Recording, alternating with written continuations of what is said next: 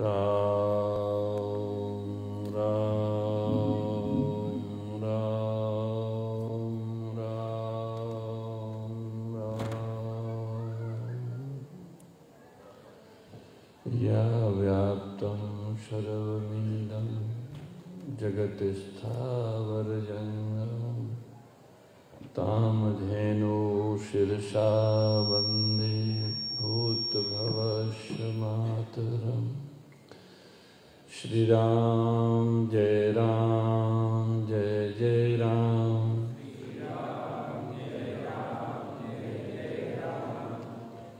श्री राम जय जय राम।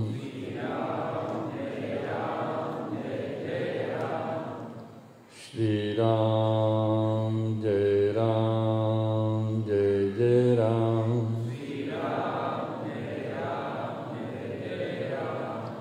श्री राम जय जय राम।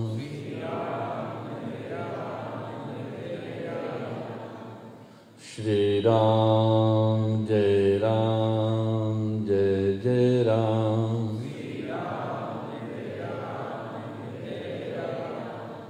धर्म की अधर्म का प्राणियों में विश्व का गौ माता की हर हर महादेव।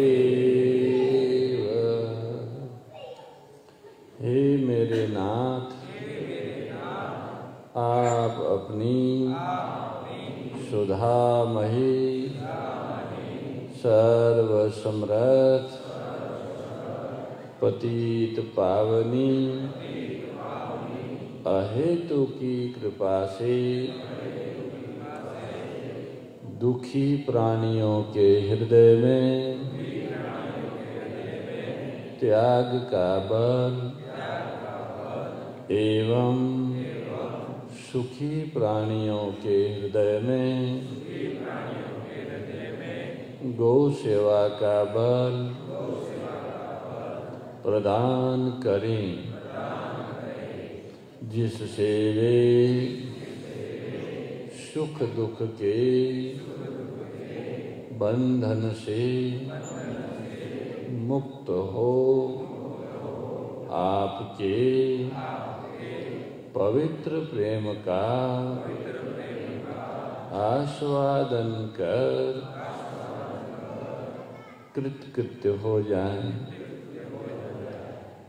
जय गो माता जय गोपाल भक्त वत्सल प्रभु दीन दयाल। जय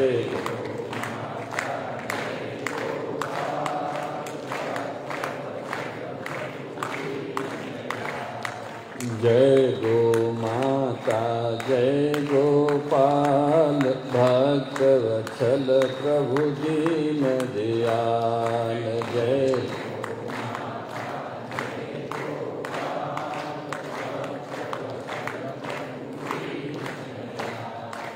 जय गो माता जय गोपाल भक्त वत्सल प्रभु दीन दयाल।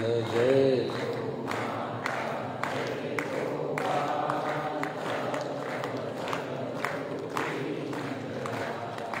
प्रिय गो माता प्रिय गोपाल भक्त वत्सल प्रभु दीन दयाल।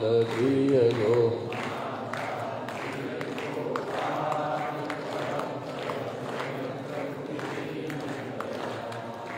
प्रिय गो माता प्रिय गोपाल भक्त वत्सल प्रभु दीन दयाल।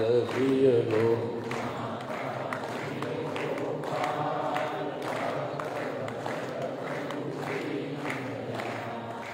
जय गो माता जय गोपाल जय गो माता जय गोपाल।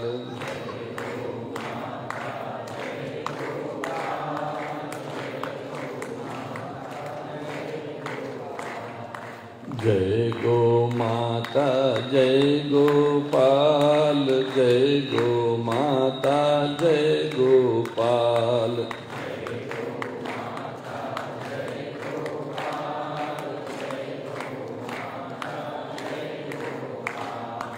जय गो माता जय गोपाल, जय गो माता जय गोपाल।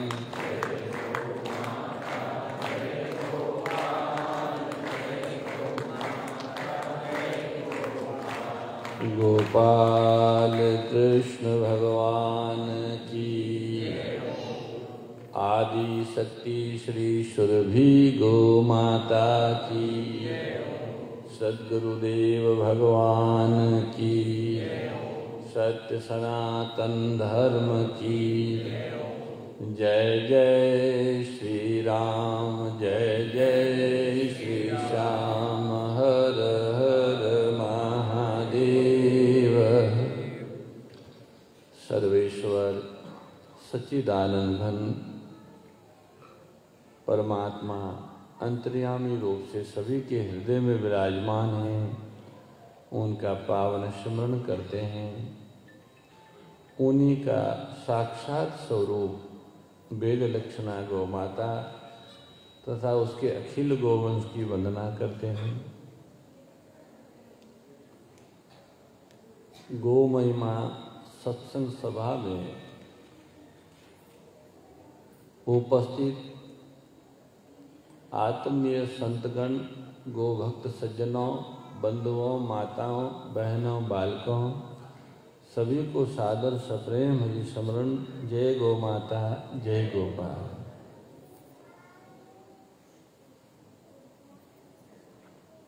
मनुष्य जन्म को हमारे धर्म शास्त्रों में दुर्लभ बताया है। मानव योनि भगवान की कृपा से प्राप्त होती है, अपने कर्म फल से नहीं, ऐसा कहा है। आकर 4,84,00,000 योनि ब्रह्मति ये जीव अविनाशी। 84 लाख योनियों में ये जीवात्मा घूमता रहता है। फिरत सदा माया कर प्रेरा, काल कर्म स्वभाव गुण घेरा।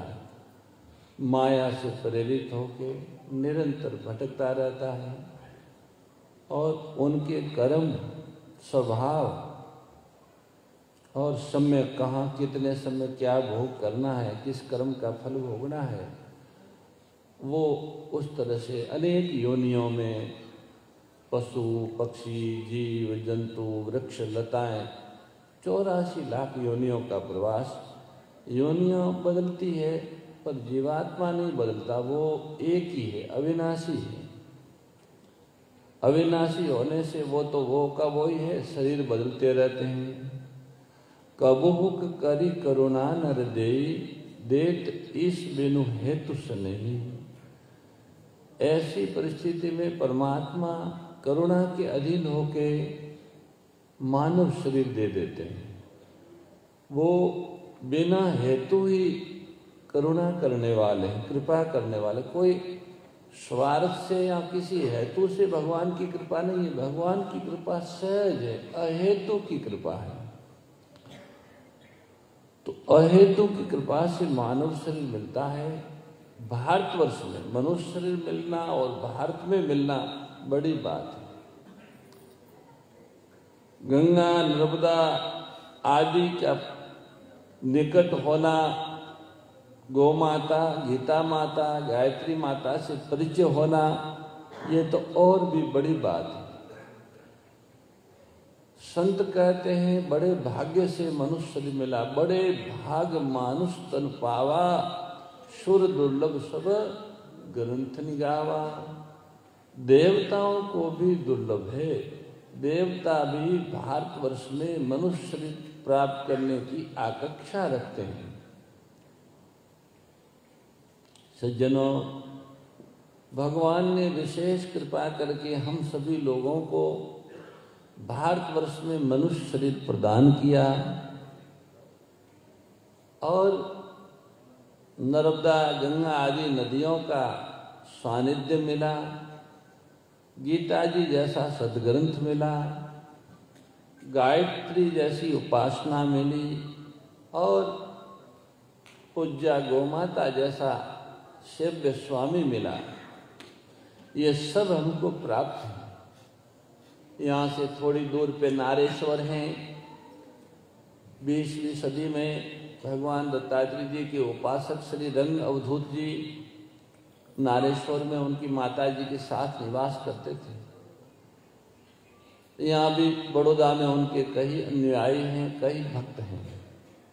वे भगवान दत्त के उपासक थे, अपनी जननी की सेवा भी करते थे, नर्मदा के तट पर निवास करते थे। नर्मदा के तट पे अनेक महापुरुष हुए, एक से एक।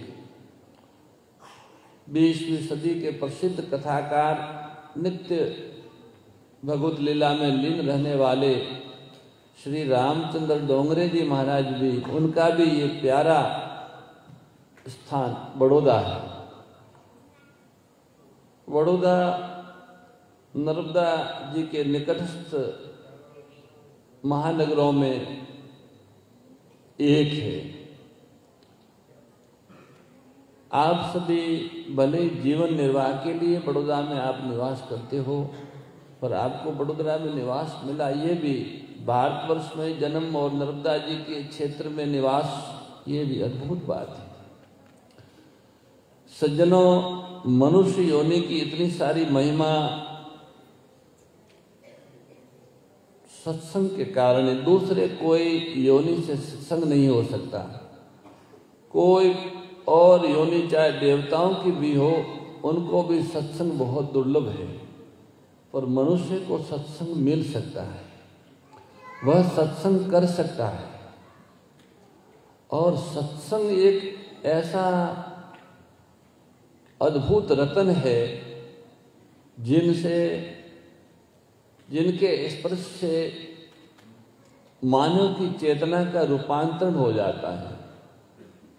उनकी जड़ता छूट जाती है, उनके कलेश मिट जाते हैं, उनके अभावों का अभाव हो जाता है और जीवन में रसाभिव्यक्ति होती है। नित्य चिन्मय और आनंदमय जीवन की अनुभूति करने का साधन सत्संग है। बिनु सत्संग विवेक न होई, राम कृपा बिन सुलभ न सोई। सत्संग के बिना जड़ और चेतन का विवेक नहीं होता। सत्य और असत्य के विवेक का आधार सत्संग है। सुकर्म करने योग्य विधि और निषेध को समझने का आधार सत्संग है।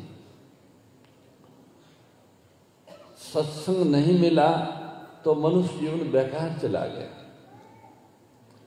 सत्संग की प्राप्ति के लिए मनुष्य को भारी से भारी पुरुषार्थ करना चाहिए। सत नाम परमात्मा का है, जो कभी उत्पन्न नहीं होते, नष्ट नहीं होते, बदलते नहीं हैं, सब जगह है, चिन्मय है, प्रकाशमय है। वो ही भगवान है, वो ही परमात्मा है और वो ही सत्य है। सत्य चित आनंद ही भगवान का स्वरूप है। उनके त्रिआयामों में पहला आयाम सत्य है, दूसरा चित्त है, तीसरा आनंद है। सत्य मानी अविनाशी, चित्त मानी अखंड ज्ञान स्वरूप और आनंद माने रस स्वरूप। ये भगवान सच्चिदानंद घन अविनाशी हैं, नित्य हैं और रसमय हैं। इनका संग होना ही सत्संग कहलाता है। सत्य स्वरूप परमात्मा का संग ही सर्वोच्च कोटि का सत्संग है। और इस सत्संग की प्राप्ति के लिए ही मनुष्य शरीर मिला है। ये सत्य स्वरूप परमात्मा सब जगह, सब काल में और सब में विद्यमान है। भगवान श्री अपनी वाणी में कहते हैं कि जो सत्य है वो नित्य है और कभी उसका अभाव नहीं होता, परंतु जो असत्य है वो अनित्य है और कभी स्थिर नहीं होता। उदाहरण के लिए शरीर अनित्य है और आत्मा नित्य है। तो शरीर उत्पन्न होकर नष्ट होता है पर आत्मा उत्पन्न होकर नष्ट नहीं होती, वो यूं की यूं रहती है। ये अलग बात है कि आत्मा दिखती नहीं है और शरीर दिखता है, पर जैसे आत्मा शरीर का त्याग कर देती है तो शरीर निष्प्राण हो जाता है और हम सब कहते हैं कि शरीर छोड़ दिया, अब शरीर कोई काम का नहीं, उसका अंतिम संस्कार करो। जो काम की चीज थी वो तो अंदर से निकल गई, वो आते और जाते दिखी नहीं, पर अब नहीं है ये दिख रहा है, अब शरीर में नहीं। नहीं सो प्रगट देखिए और है सो दिखे नाई। शरीर पहले नहीं था, बाद में भी नहीं रहेगा, बीच में प्रगट दिख रहा है। आत्मा पहले भी था, बीच में भी होता है और अंत में भी आत्मा यूं का यूं रहता है, पर वो दिखता नहीं। नहीं सो प्रगट देखिए, हैं सो दिखे नाई। हैं सो सुंदर है सदा, नहीं सो कबहू नाई। नारायण नारायण नारायण। अगर बालक शांत न रहता हो तो वहाँ से मिठाई का प्रसाद लेके थोड़ा सा बाहर घुमाइए, जब शांत हो जाए तब फिर लेके वापस पधार जाना। नारायण नारायण नारायण। जिससे औरों को सत्संग में कोई विक्षेप न हो। माता सुन रही होगी, हाँ, बालक को लेके एक बार बाहर घूम आओ, बाहर बगीचा में उनको कुछ दिखाओ, कुछ प्रसाद भी देना तो शांत हो जाएगा। तो सज्जनों, नारायण, कोई बात नहीं, बालक ही है। सज्जनों, सत्संग प्राप्ति के साधन 4 है। सर्वोच्च साधन तो स्वयं परमात्मा है, भगवान है, और उनके संग प्राप्ति करने का उपाय है उनकी उपस्थिति को स्वीकार करना, उनके साथ आत्मीय संबंध, नित्य संबंध और जातीय संबंध स्वीकार करना, ये उनके सत्संग का अमोघ साधन है। हम भगवान की जाति के हैं, जिस जाति के भगवान है उसी जाति के हम हैं। भगवान अविनाशी है तो हम भगवान के अंश हैं, इसलिए हम भी अविनाशी हैं। इस कारण भगवान के भक्त कहते हैं कि राम मरे तो मैं मरूं, नितर मरे मेरी बलाए। अविनाशी का बालका मरे न मारा जाए। जीवात्मा परमात्मा का अंश है, वो न मरता है न उसको कोई मार सकता है। पहला, भगवान के अंश है। दूसरा, भगवान नित्य हमारे साथ है, भगवान अलग नहीं हुए। हम चाहे कहीं भी रहे, सुख में, दुख में, दिन में, रात में, जागृति में, नींद में, वन में, महानगर में, घर में, बाहर, भगवान हमारे नित्य साथ है। शास्त्र और संत तो ये कहते हैं कि चाहे हम स्वर्ग में जाए, यहाँ नरक में जाए, पर भगवान हमसे अलग नहीं होते, हमारे साथ रहते भगवान। ये सत्य है। जैसे पानी की बूंद पानी से अलग नहीं होती, मिट्टी का ढेला मिट्टी से अलग नहीं होता, ऐसे ही परमात्मा का अंश ये जीवात्मा परमात्मा से कभी अलग नहीं होता।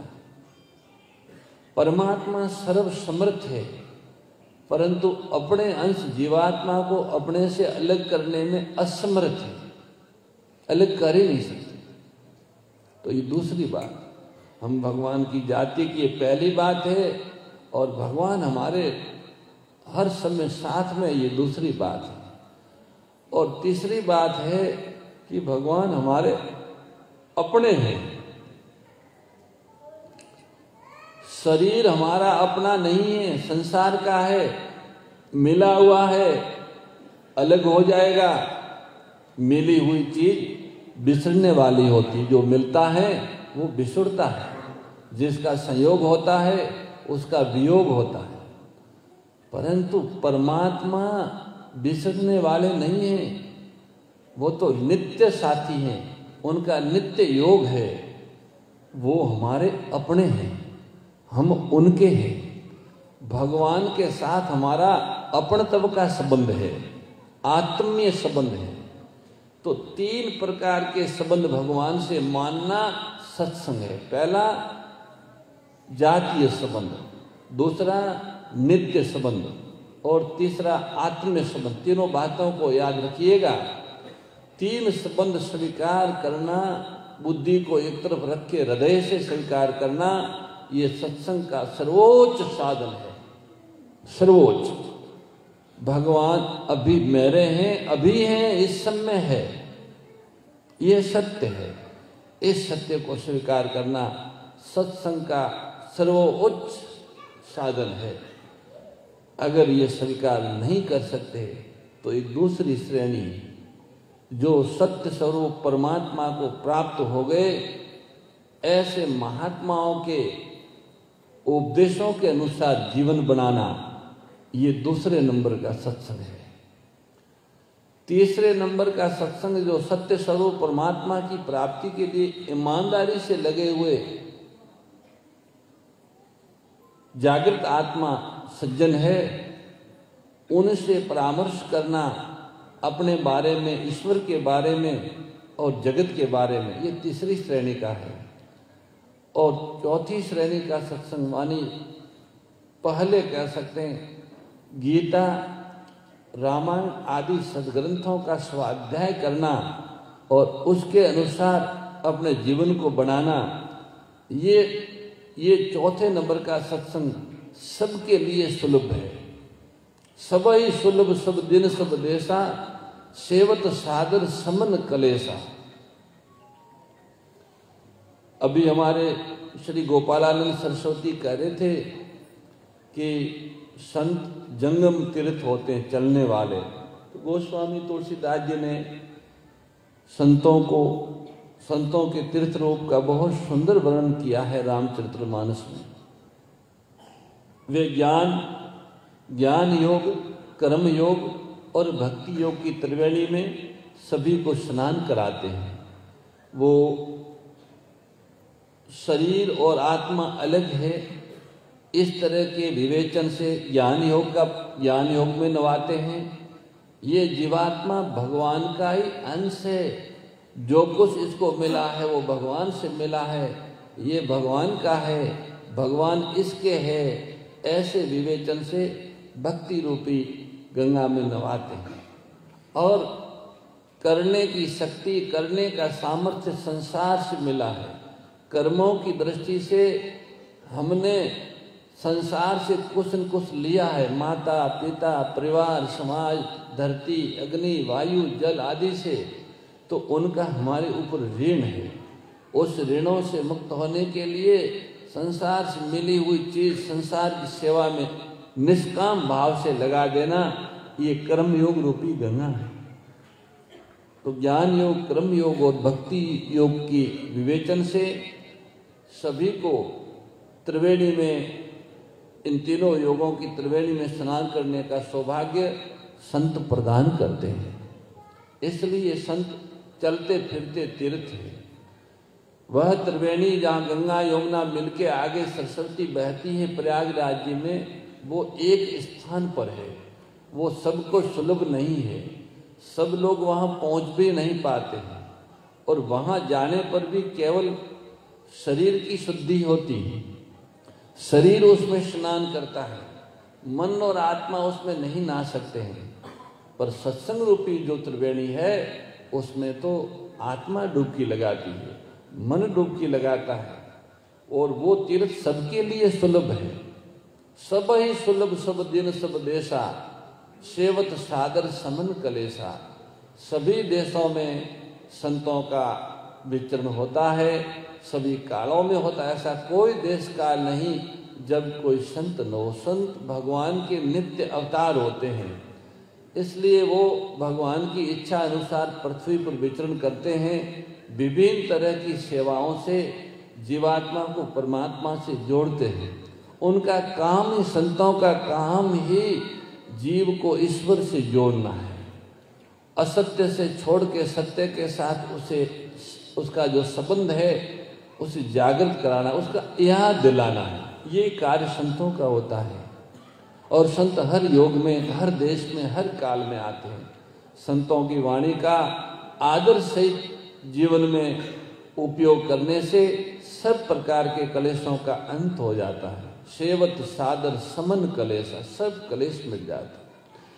सज्जनों, ऐसा अद्भुत मानव देह सत्संग के माध्यम से जीवात्मा के 5 कलेश, अविद्या, असीमता, राग, द्वेष और अभिनिवेश, ये 5 महाकलेश है जिससे सभी जीव दुखी होते हैं।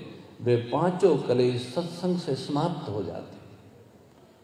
पर ऐसे सत्संग की प्राप्ति भगवान है, शास्त्र है, संत है, साधु पुरुष है, परंतु उनसे हम लाभ नहीं ले पाते जब तक हमारा अंतःकरण शुद्ध नहीं होता, हमारे पुण्यों का वर्धन नहीं होता, तब तक हम सत्संग का सौभाग्य प्राप्त नहीं कर सकते। पुण्य पुंज बिनु मिलियन संता, सत्संगति पापन कर अंता। सत्संग, संतों का सानिध्य, संतों का परिचय, संतों की वाणी में आस्था पुण्य के बिना नहीं हो सकती। संतों की वाणी में आस्था होना ही संतों का संग है। शरीर से संग करना सत्संग नहीं है। शरीर तो असत है, वो किसी का भी हो, और संत शरीर है ही नहीं। शरीर रूपी गाड़ी में, जैसे यहाँ हम लोग पथमेड़ा से आए तो गाड़ी में आए हैं, ऐसे ही शरीर रूपी गाड़ी संसार की यात्रा करने के लिए है, पर गाड़ी में बैठने वाला गाड़ी से अलग है, वो गाड़ी नहीं है। ऐसे ही कोई संत शरीर नहीं होता, कोई महात्मा शरीर नहीं होता, और जब तक वो अपने को शरीर मानता है तब तक वो संत या महात्मा हो ही नहीं सकता। शरीर तो 5 भूतों का बना हुआ भूत आत्मा है। शरीर का नाम है, नाम और रूप से जब तक जुड़ाव है तब तक न तो कोई संत हो सकता है, न कोई महात्मा हो सकता है, न कोई भक्त हो सकता है। शरीर को संसार या भगवान को अर्पित करने से ही वह संत या महात्मा हो सकता है। सत्य स्वरूपी ईश्वर के साथ एक होने से कि मैं उन्हीं की जाति का हूँ, वो मेरे साथ है, नित्य साथ है और मेरे अपने हैं, ऐसी मान्यता से भक्त संत या महात्मा बनते हैं। अतः शरीर के साथ रहने पर मानी कोई संत महापुरुष आते हैं शरीर धारण करके, तो उनके बिल्कुल निकट रहने वाले लोगों का ये नहीं समझना चाहिए कि ये सत्संग करते होंगे, ये तो शरीर का संग करते। सत्संग तो वाणी के अनुसार जीवन बनाएंगे तो ही होगा। अगर शरीर के संग से ही सत्संग माना जाता तो महात्मा तो आज भाई अब तो रेलें घूमती है तो रेलों में भी बैठते हैं, सड़कों पे भी चलते हैं, तो वो सारे के सारे लोगों को सत्संग का लाभ हो जाता? नहीं होता।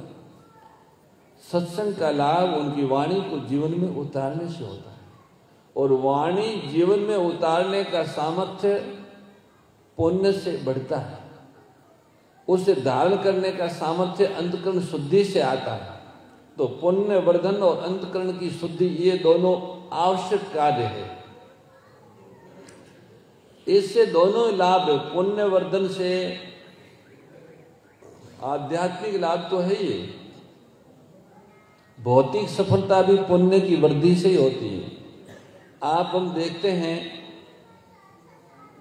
कि चाहे सम्मान हो, सुविधा हो, धन हो या मान हो, ये लौकिक चीजें हैं। ये चीजें भी पुण्य आत्मा को ही प्राप्त होती हैं। धन जैसी चीज भी पुण्य से ही प्राप्त होती है, वो बुद्धि से या बल से प्राप्त नहीं होती। अगर बुद्धि से प्राप्त होती तो बड़े बड़े बुद्धिमान लोग मिलों में मैनेजर की नौकरी न करते, जनता की नौकरी न करते, और बल से प्राप्त होती तो बेचारे 12-12 घंटा ये पत्थर तोड़ते हैं, इन्हीं को सारा धन मिल जाता। पत्थर उठाते और पत्थर तोड़ते, बहुत बड़ी मेहनत है वो, उनमें बहुत बड़ा बल है। बल से नहीं, बुद्धि से नहीं, ये सब चीजें पुण्य से प्राप्त होती हैं। जिनका पुण्य बढ़ता है उनको शरीर भी मिलती है, यश भी मिलता है, कीर्ति भी मिलती है। ये सब कुछ पुण्य का प्रताप है। हम देखते हैं बहुत सारे लोग जीवन भर मेहनत करते हैं कई तरह की, फिर भी उनको न धन मिलता है, न सम्मान मिलता है, न पद मिलता है। और बहुत सारे लोग कुछ भी मेहनत नहीं करते, फिर भी उनको धन मिल जाता है, मान मिल जाता है, पद मिल जाता है। इससे सिद्ध होता है कि ये पुण्य करके आए हुए हैं। पूर्व जन्म के पुण्य के प्रताप से इनको ये सब कुछ मिला है। जो बड़ा पुण्य या बड़ा पाप होता है उसका फल तो इसी जन्म में मिलता है, छोटे छोटे पुण्यों का या पापों का संचय होके प्रारब्ध बन के मिलते हैं। अगर जबरदस्त पुण्य हो, जबरदस्त पाप हो, तो उसका फल इसी जन्म में सामने आ जाता है। सज्जनों, हम तो आप सब हमें जानते हैं, हमारा संबंध केवल और केवल इस धरती पर गौ माता से ही है। हमारा विश्वास है, हमारा अनुभव है, और शास्त्र इसमें प्रमाण है कि जो वेद लक्षणा गाय है वो धर्म, अर्थ, काम और मोक्ष चारों पदार्थ मनुष्यों को देती हैं। अभी हमारे प्रिय साधु जी कह रहे थे कि गौ माता आर्त लीला कर रही, मानी दुखी रूप में घूम रही है, उनको चारा मिलता नहीं, उनको रहने को नहीं है, घर से निकाल दिया है। ऐसा जो दृश्य है ये आर्त लीला कहलाता है। ये इसलिए ऐसी लीला हो रही है जिससे इनको देख के हमारा हृदय द्रवित हो, मतलब हमको दुख मारे हृदय में दुख होवे। इनके दुख से हमारा हृदय दुखी होगा तो हृदय पिघलेगा, और हृदय पिघलेगा तो हृदय के पाप समाप्त होंगे। हृदय का पिघलना ही दया है, और जैसे दया आएगी तो धर्म अपने आप आ जाएगा। दया बिनु धर्म न होई, अथवा दया धर्म का मूल है। तो धर्म के मूल में दया है, और दया को जागृत करने के लिए गौ माता आर्त लीला कर रही है। आज से 40-50 साल पहले इस तरह से सड़कों पे गोवंश घूमता हुआ, भूखा भटकता हुआ नहीं दिखता था। आज दिख रहा है, आज दिख रहा है। तो ये हमारे लिए एक अवसर है। ऐसा समझ के हम उस गौमाता को सुख पहुंचाने की चेष्टा करें तो हमारे पुण्यों में वृद्धि होगी, अप्रत्याशित वृद्धि होगी। इतना पुण्य बढ़ेगा कि और किसी भी सुकर्म से उसकी बराबरी नहीं कर सकते। गौ सेवा से जो पुण्य बढ़ता है उसकी बराबरी और किसी भी शुभ कर्म से हो ही नहीं सकती। क्यों? क्योंकि गाय को सुख देने से सारे संसार को, सारे देवताओं को, सारे ऋषियों को और स्वयं भगवान को भी सुख मिलता है। सभी प्रसन्न होते हैं, हमारे पूर्वज भी प्रसन्न होते हैं। जब हम गऊ को हाथ फेरते हैं, उन्हें जल पिलाते हैं, नमक तेल देते हैं, अथवा हरा चारा देते हैं, ठंडी या गर्मी से बचाते हैं, बीमारी में उपचार करते हैं, तो इससे सारे हमारे पूर्वज, सभी ऋषि, सभी देवता, सब तीर्थ और स्वयं भगवान अत्यंत प्रसन्न होते हैं। यह परम सत्य है। गौ सेवा पुण्य बढ़ाना है हमें, पुण्य से हमें लौकिक और अलौकिक दोनों समृद्धियों मिलेगी। लोक में भी जैसा हमने निवेदन किया कि धन मान पद पुण्य से ही मिलता है, ऐसे अलौकिक जगत में भी सत्संग, भगवत प्रेम, मुक्ति और मोक्ष ये भी महत् पुण्यों से प्राप्त होते हैं, पुरुषार्थ से प्राप्त नहीं होते। पुरुषार्थ से तो सत्संग करना है, पर सत्संग और सत्संग का परिणाम तो भगवान की कृपा से मिलता है। तो सज्जनों, गौ सेवा पुण्य वृद्धि का आधार है, अक्षय पुण्य वृद्धि का, और अंतःकरण शुद्धि का भी आधार है। शरीर को निरोग रखना हो, मन को प्रसन्न रखना हो, बुद्धि को जागृत रखना हो, तो भी गौ माता का आश्रय लो। शरणानाम गवाम शरणम उत्तमम। जब दुनिया में कोई शरण देने वाला न हो, अथवा ऐसा कोई आश्रय न हो जो हमें अभय दे सके, उदाहरण के तौर पे कोई संक्रमण फैल जाए, राजा और समाज सभी मनाही कर दे कि हम कुछ नहीं करते, हमारे पास मत आना, दूर रहो, मुख बांध दो, मंदिर भी बंद कर दें, घर भी बंद कर दें, धर्मशालाएं बंद हो जाएं, कार्यालय बंद हो जाएं, तब भी गौ माता का आश्रय हमें प्राप्त हो सकता है। गौ माता उस समय में शरण देती है और वो हमें आरोग्य भी देती है। यहाँ एक गो तीर्थ नाम की औषधि है, वो पिछले संक्रमण काल में बनाई थी।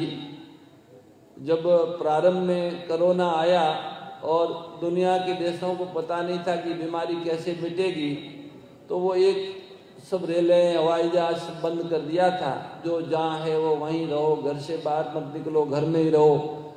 पहली बार ऐसा जब प्रचार हुआ तो खूब भय व्याप्त हो गया। औषधि तब थी नहीं, बाद में तो वैक्सीन आई, लिए आया, तब कुछ नहीं था। उस टाइम में श्यामा तुलसी, गोमूत्र, आंबा हल्दी और गिलोय अमृता, काली मिर्च, लौंग, सूंठ, ये 6 चीजें मिला के एक अर्घ तैयार किया और उस समय प्रसाद के रूप में सबको वितरण करना प्रारंभ किया। जिसने ये लिया वो संक्रमित नहीं हुआ, और कोई हो गया तो इसको लेने के बाद आराम से उसका शमन हो गया। आज वेदराज जी हमारे साथ यहाँ आए हुए हैं, श्याम सिंह जी। थोड़ी देर में हम आपकी सेवा में उनको आने कहेंगे कि कैसे पंचगव्य मनुष्य के अनेक प्रकार के रोगों को मिटाता है। गोमूत्र, गोमय, दूध, दही और घी ये पंचगव्य कहलाते हैं। इनका अलग अलग अनुपात में लेने से असाध्य बीमारियां मिट जाती है। जब कोई हम देखते हैं कि किसी को कैंसर आदि रोग हो जाता है, किडनियां खराब हो जाती हैं और कोई उपचार नहीं रहता, तब वो गौमाता की शरण आते और ठीक हो जाते हैं। कल ही अहमदाबाद में एक परिवार आया था, आयुष उनके पिता का नाम था और बच्चे का नाम प्रियांश ऐसा कुछ था। उस बच्चे के किडनियाँ खराब हो गई थी। उसके पिता ने बताया कि मैंने अमेरिका तक के डॉक्टरों से उपचार लिया और कहीं कोई उपचार नहीं दिखा। प्लेटस क्या होते वो गिरते ही गए। तो हमको पता लगा, हमने पचपेड़ा के वैद्यराज श्याम सिंह जी से संपर्क किया और ये देखो हमारा लड़का आज स्वस्थ है। हम ये सारा श्रेय और सारा पुण्य वेद जी को देते हैं। अपने वेद जी का बोले कि इनके कारण ही हमारा लड़का ठीक हुआ। हमारी दृष्टि से अमेरिका के डॉक्टरों से भी बड़े डॉक्टर श्याम सिंह है। हमने कहा भाई अच्छी बात है, श्याम सिंह जी तो बड़े छोटे जो है वो है, पर ये शक्ति पंचगव्य की है। वेद लक्षणा गौमाता से प्राप्त पंचगव्य का ये सामर्थ्य है। विधि पूर्वक उसका उपयोग करने से हम सब प्रकार के रोगों से बच सकते हैं, हमारा अंतकरण शुद्ध हो सकता है, हमारी बुद्धि प्रखर हो सकती है। ये सारी बातें गाय की पंचगव्य में है। गौ माता आशीर्वाद भी देती है, औषधि भी देती है। आशीर्वाद से समृद्धि और औषधि से आरोग्य की प्राप्ति होती है। ये व्यक्तिगत रूप से है। अगर समष्टिगत रूप से देखें तो गौओं की मंगलमयी सुखमयी उपस्थिति प्रकृति को संतुलित रखती है, पर्यावरण को शुद्ध रखती है, धरती को पुष्ट रखती है। ये सब काम अकेली गौ माता से होता है। गौ माता देव प्राणों ऋषि प्राणों को पुष्ट करती है। गाय साक्षात नारायण स्वरूप है। भगवान को हम प्रसन्न करना चाहे तो सबसे सरल और अमोघ उपाय है गौ सेवा। गौ सेवा से भगवान को अत्यंत प्रसन्नता होती है, अत्यंत सुख होता है। गौ सेवक के ऊपर उनका अनुग्रह नित्य निरंतर बरसता रहता है। इसका अनुसजनों, आज जब गौ माता आर्त लीला कर रही है और ऐसा लग रहा है कि उनको हमारे सहयोग की आवश्यकता है, तो हमें सौभाग्य समझ के गौ सेवा के अभियान से जोड़ना चाहिए। भारत की धरती पे गौ माता की महिमा पुनर्स्थापित हो, राम कृष्ण की आराध्या और ऋषियों की उपास्या गौ माता पुनः अपने गरिमामय स्थान पर प्रतिष्ठित हो, इसके लिए श्री गोधाम मातृ पथमेड़ा प्रयासरत है। उसने एक राष्ट्रीय न्यास बनाया है जो पूरे देश में गोधाम पथमेड़ा के माध्यम से गौ माता की महिमा और पंचगव्य की विशेषताओं का प्रचार प्रसार करेगा तथा लोक में उसे पुनर्स्थापित करने के प्रयत्न करेगा। उस न्यास के आजीवन न्यासी बन रहे हैं सभी जगह। ये प्रवास हमारा उसी के अंतर्गत है कि आप भी उस अभियान से जुड़िएगा, सत्संग का लाभ लीजिएगा। जो बातें हमने आपसे निवेदन में कही है वो बातें हम सबके कल्याण के लिए है। चाहे हम संस्था में न भी जुड़ सके पर गाय से हम जुड़े। गाय से जोड़ने के लिए ही संस्था बनाई है। संस्था से जोड़ने के लिए संस्था नहीं है। संस्था गौओं को सुख पहुंचाने के लिए, गौओं की महिमा लोक तक पहुंचाने के लिए संस्था गठन हुआ। यद्यपि पिछले 27 सालों से गोधाम मातृ पथमेड़ा गौशालाओं के माध्यम से गौ संरक्षण का कार्य कर रहा है और लाखों गौवंश का संरक्षण संपोषण हुआ है। सारा देश और दुनिया इस बात को जानते हैं। पर पिछले 2-3 वर्षों से एक विचार जो आया था देश के सभी संतों की अनुशंसा के आधार पर कि एक ऐसा मंच हो सार्वभौम जिसमें केवल गौमाता ही गौमाता हो और कोई नहीं। बहुत सारी बातें लोगों की संस्थाओं की होती है, उसमें गाय की भी बात होती है, पर केवल गौमाता वाला संस्थान तो पथमेड़ा ही है। इसलिए उसको न्यास का रूप दीजिए और उसमें सभी संत जोड़िए। उस न्यास में हमारे देश के सनातन धर्म प्रेमी सभी संत जुड़े हैं। लगभग 100 के आसपास महापुरुष उसके आजीवन न्यासी बने हैं और 2000 से अधिक गोभक्त लोग बने न्यासी। उसमें 2 शर्तें हैं कि गोवंश के संरक्षण संपोषण तथा गौ महिमा के प्रचार प्रसार में समय दान करना और नियमित गोग्रास निकाल कर अपने आहार औषधि और उपासना में गो कृषि अन्न तथा गो दुग्धा अन्न का उपयोग करना, गोवर्ती बनना और गो हित में समय लगाना। सामर्थ्य के अनुसार, अवकाश के अनुसार गौ सेवा में समय देना है। अभी हम कुछ दिनों पहले शिव तालाब में प्रतिष्ठा में गए हुए थे। तो वैसे ही यहाँ शिव तालाब के लोग बड़ौदा में रहते हैं, सुरेश जी और बहुत सारे कार्यकर्ता वहाँ मिले। तो हमने कहा बड़ौदा में गोधाम पथमेड़ा के द्वारा प्रायोजित गौ सेवा अभियान में समय देने वाले कार्यकर्ताओं की आवश्यकता है। तो चला के उन्होंने कहा कि हम इसमें समय देंगे।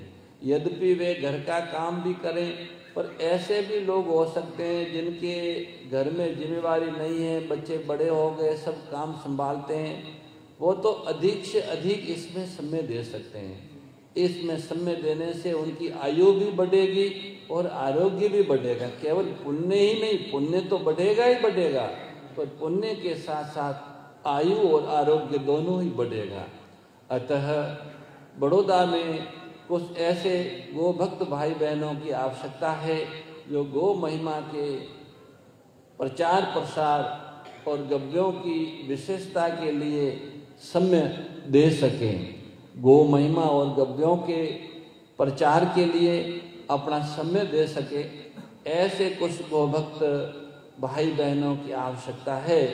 आज के सत्संग के बाद में आप में से जो इच्छुक हो कि भाई महीने में 3 दिन 24 घंटे में 2 घंटा, और सबके लिए एक बात तो है कि आप कम से कम 5 से 7 मिनट का समय अपने उपासना में अपने इष्ट के सामने खड़े होके गौ माता के लिए प्रार्थना कीजिए।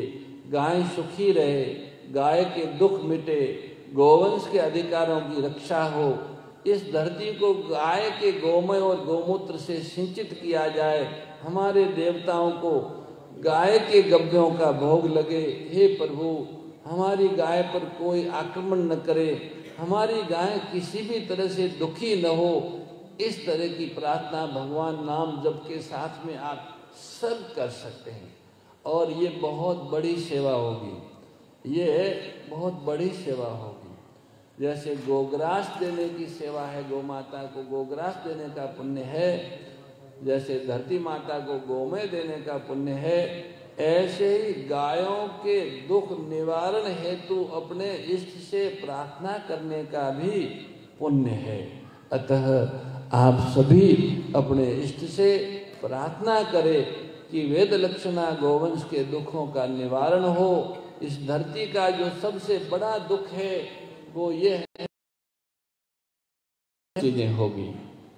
अतः हम सभी भारतवासी, हम हमारे पूर्वज गो भक्त, गो रक्षक, गो सेवक, गो उपासक थे। हमारे आनुवांशिक संस्कारों में वो बातें आज है, उन्हें हमें पुनः जगाना है। उसके जागने से गो सेवा से हमारा पुण्य बढ़ेगा, गोव्रत से हमारा अंतकरण शुद्ध होगा, पुण्य बढ़ने से लौकिक और अलौकिक समृद्धि बढ़ेगी, अंतकरण की शुद्धि से सत्य स्वरूप सच्चिदानंद परमात्मा के दर्शन होंगे, और गाय के सुख से जगत का मंगल होगा, राष्ट्र का मंगल होगा, समाज का मंगल होगा। सज्जनों, ग्रंथों का ज्ञान, गुरु का उपदेश और संतों की वाणी जब ही जीवन में उतर सकती है जब हमारा अंतकरण शुद्ध हो। हमारा अंतकरण शुद्ध तभी होता है जब हमारा आहार शुद्ध हो। आहार शुद्ध तभी मिलेगा जब उसके मूल में गो हो। गाय के गोमय, गोमूत्र, दूध, घी, श्वास प्रश्वास, उनकी चरण रज, ये सब हवा को, जल को, अन्न को शुद्ध, सात्विक और पवित्र करने वाले हैं। गाय के घी के दीपक से हवा शुद्ध, सात्विक, जीवनी शक्ति से बढ़ती है। दीपक को धूप करने से, गाय के गोमूत्र से जल के विषाणु समाप्त होते हैं। गाय के गोमय से धरती को जीवन मिलता है। गौ के स्पर्श के चलने वाले पवन से वायु को प्राण मिलता है, और गौ के वात्सल्य पूर्वक रंभाने से आकाश की शुद्धि होती है। पृथ्वी, जल, अग्नि, वायु और आकाश, इन पंचभूतों को भी गौ माता सात्विक पोषण देती है। इसलिए उनको कहते हैं मातरा सर्वभूतानाम। गौ माता सबकी माँ है, मनुष्यों की, देवताओं की, ऋषियों की और भगवान की भी माँ है। भगवान की भी भगवान है। भगवान गौ माता को सुख पहुँचाने और उनका दुख मिटाने के लिए अवतार लेते हैं, ये बात आप सब जानते हैं। अतः सज्जनों, आज के इस सत्संग क्रम में दो ही बातें आपकी सेवा में निवेदन करनी थी कि एक तो जो अपने इष्ट है प्रभु, वो अपने साथ है, वो अपने हैं, अपने नित्य साथी है, अपनी जाति के हैं, ये बात आप स्वीकार करें, हिम्मत करें, शूरवीर बने इसको स्वीकार करने में। और दूसरा, आप गोव्रत को धारण करें, उससे मानव जीवन सार्थक हो जाएगा। अब आप थोड़ी देर वैसे ही विराजिए। प्रार्थना के पश्चात वैद्य श्याम सिंह जी नाना प्रकार की बीमारियों में पंचगव्य का उपयोग कैसे करें, इस पर वे अपना उद्बोधन देंगे। आप हमारे साथ प्रार्थना करें। श्री राम जय राम, जय जय राम, श्री राम जय राम, जय जय राम, श्री राम जय राम, जय जय राम। आ जाइए। श्री राम जय राम, जय जय राम, श्री राम जय राम, जय जय राम। धर्म की अधर्म का, प्राणियों में विश्व का, गौ माता की, हर हर महादेव। हे मेरे नाथ, आप अपनी सुधामयी सर्व समृद्ध पतित पावनी अहेतु की कृपा से मानव मात्र को विवेक का आदर तथा बल का सदुपयोग करने का सामर्थ्य प्रदान करें। एवं हे करुणा सागर, ये ले लो पहले आप इसको, अपनी अपार करुणा से शीघ्र ही राग द्वेष का नाश करें, जिससे सभी का जीवन सेवा, त्याग और प्रेम से परिपूर्ण हो जाए। ओम आनंद, ओम परमानंद, ओम सच्चिदानंद। नारायण नारायण नारायण। सभी को सादर सप्रेम हरि स्मरण। जय गो माता, जय गोपाल। वेद।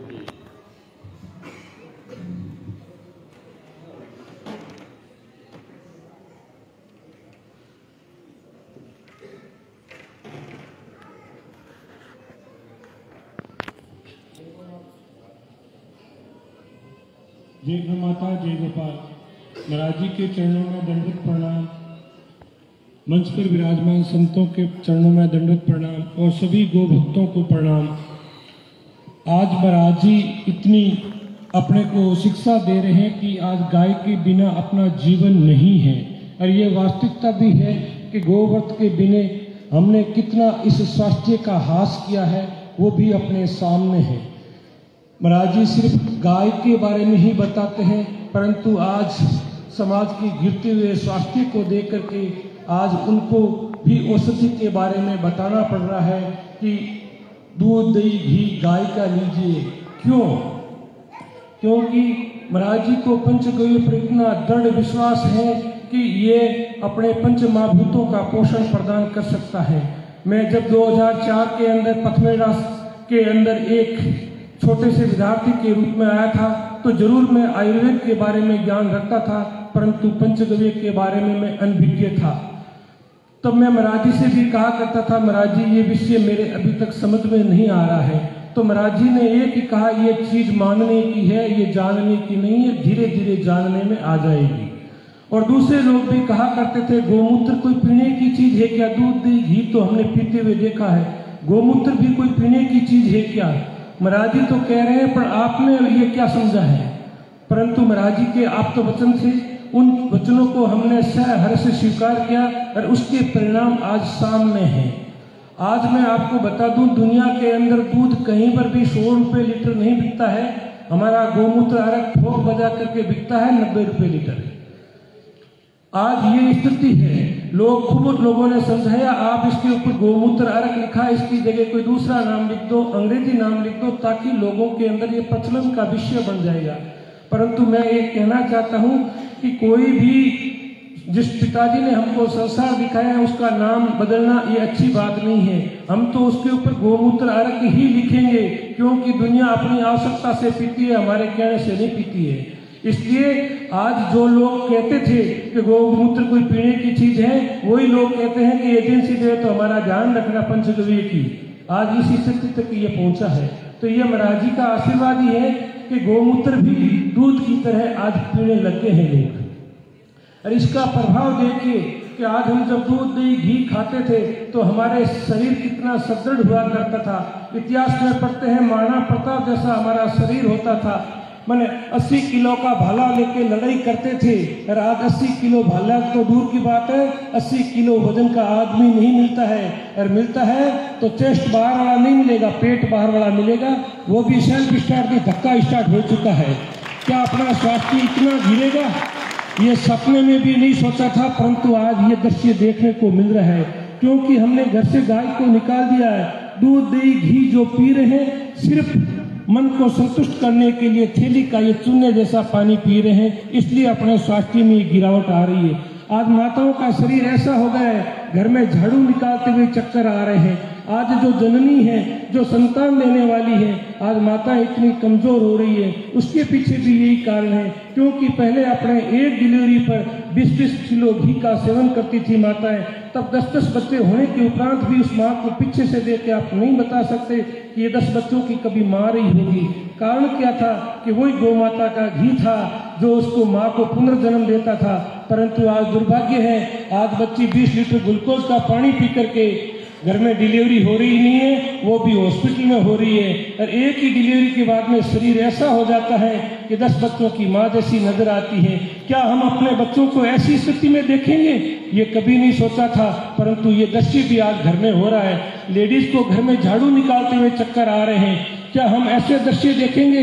ऐसी माँ आगे आकर के क्या शेरों जैसी संतान पैदा करेगी? कभी नहीं हो सकता है। इसीलिए आज भी समय है, ये संत जो आह्वान करते हैं इसको आप कुछ भी किंतु परंतु न करते हुए सिर्फ स्वीकार कर लीजिए और गोव्रत का पालन कीजिए। वापस दूध दही घी का आप घर में उपयोग कीजिए तो शेरों से जैसे संतान हो सकती है, वरना ये बहुत मुश्किल काम है। वरना एक समय था माँ इतनी मजबूत हुआ करती थी, अपने बच्चों को शेरों से लड़ा देती थी, परंतु आज स्थिति बदल चुकी है।